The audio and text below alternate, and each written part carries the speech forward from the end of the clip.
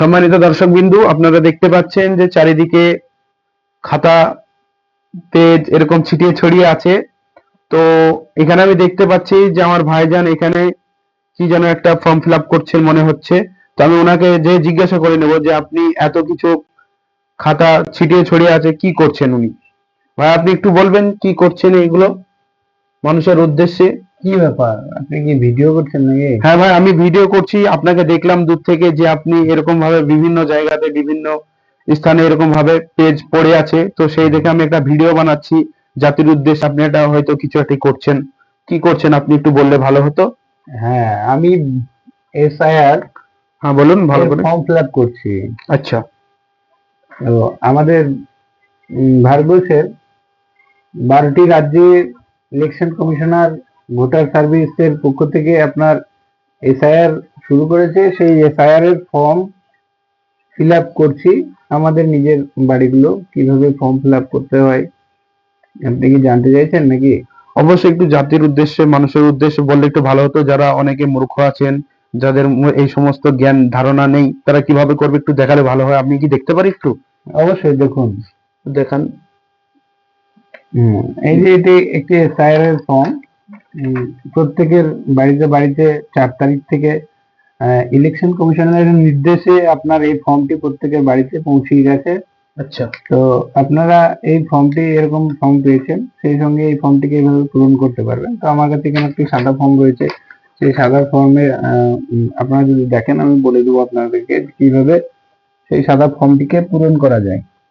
আচ্ছা, তো কিভাবে কি করতে হবে একটু। তো প্রথমে আমরা এই ফর্মটি দেখতে পাচ্ছেন, দেখান আপনি আপনার। আচ্ছা, আমি ভালো দেখাচ্ছি। করে, হ্যাঁ, দর্শকদের। এখানে প্রথমে রয়েছে এই ফর্ম।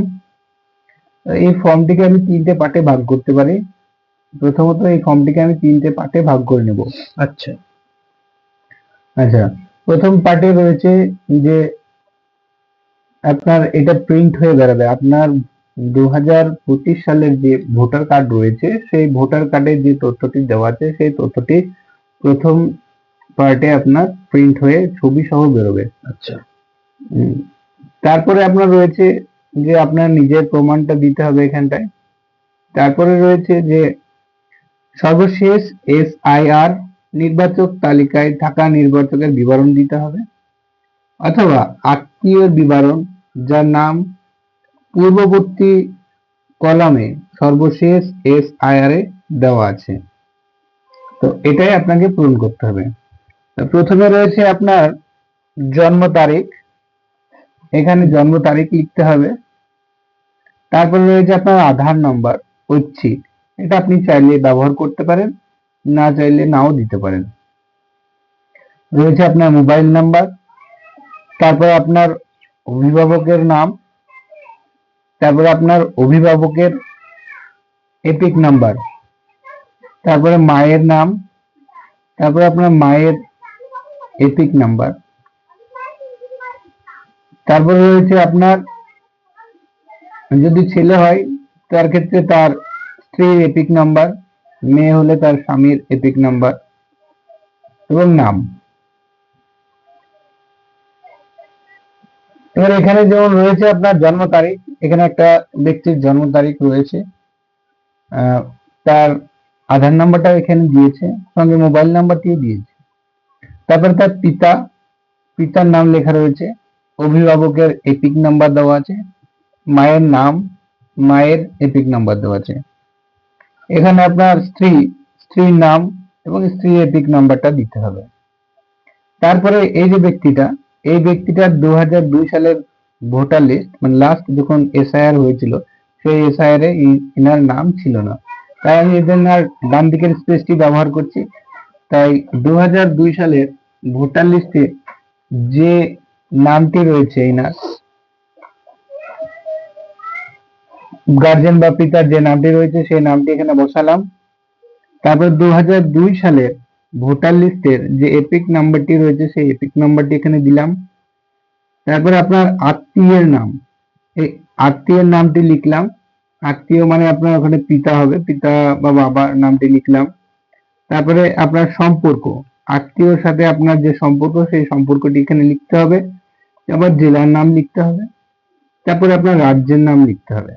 তারপরে রয়েছে আপনার বিধানসভা ক্ষেত্রের নাম, এখানে বিধানসভা ক্ষেত্রের নাম দিতে হবে। নিচে রয়েছে বিধানসভা ক্ষেত্রের নাম্বারটি দিতে হবে। তারপরে রয়েছে আপনার অংশ নাম্বার, তারপরে রয়েছে আপনার ক্রমিক নম্বর বা সিরিয়াল নম্বরটি কত আছে সেটা দিতে হবে। এই হচ্ছে ফর্ম। তারপরে ফর্মটাকে ভালো করে আপনাকে দেখে নিতে হবে। দেখে নেওয়ার পরে আপনাকে এখানে একটা সই করতে হবে। এই যে এখানে লেখা রয়েছে নির্বাচক বা পরিবারের যে কোনো সাবালক সদস্যের স্বাক্ষর করতে হবে।